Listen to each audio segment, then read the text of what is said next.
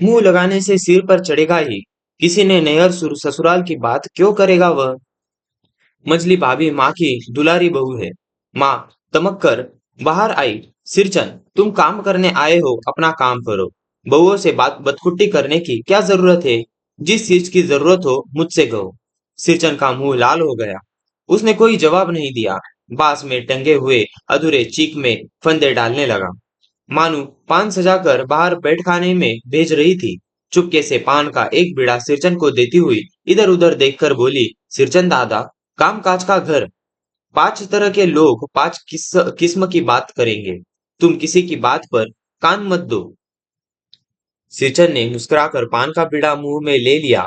चाची अपने कमरे से निकल रही थी। सिरचन को पान खाते देखकर अवाक हो गई। सिरचन ने चाची को अपनी ओर अचरज से घूरते देखकर कहा, छोटी चाची, जरा अपनी डिबिया का गमकुआ जर्दा खिलाना, बहुत दिन हुए। चाची कई कारणों से जली भुनी रहती थी सिरचन से। गुस्सा उतारने का ऐसा मौका फिर नहीं मिल सकता। जनकती हुई बोली, तुम्हारी बड़ी हुई जीभ में आग लगे। घर में भी पान और गमकवा जर्दा खाते हो।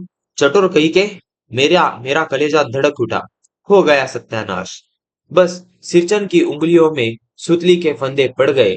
मानो कुछ देर तक वह चुपचाप बैठा पान को मुंह में घुलाता रहा। फिर अचानक उठकर पिछवाड़े की पीक थूक आया। अपनी छुरी, हंसियां वगैरह समेट संभाल कर झोले में रखे। टंगी हुई अधूरी चीख पर एक निगाह डाली और हनहनाता हुआ आंगन से बाहर निकल गया। मानो कुछ नहीं बोली, चुपचाप अधूरी चीख को देखती रही। सातों तारे मंद पड़ गए। माँ बोली, जाने दे बेटी, जी छोटा मत कर मानू। मेले से खरीद कर भेज दूंगी। मैं सिरचन को मनाने गया। देखा, एक फटी हुई शीतल पाटी पर लेटकर वह कुछ सोच रहा है। मुझे देखते ही बोला, बबुआ जी, अब नहीं। कान पकड़ता हूँ, अब नहीं। मोर छाप वाली धोती लेकर क्या करूंगा। कौन पहनेगा। ससुरी खुद मरी, बेटी बेटियों को ले गई अपने साथ। बबुआ जी, मेरी घरवाली जिंदा रहती तो मैं ऐसी दुर्दशा भुगता।